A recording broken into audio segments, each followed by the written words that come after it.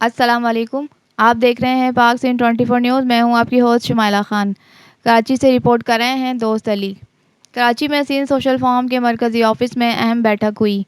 गंबट से आए social worker मियां नज़ीर अजन, शाहजेब शेख, अरसलान सलीम शेख को बेस्ट वर्कर अवार्ड से नवाजा गया।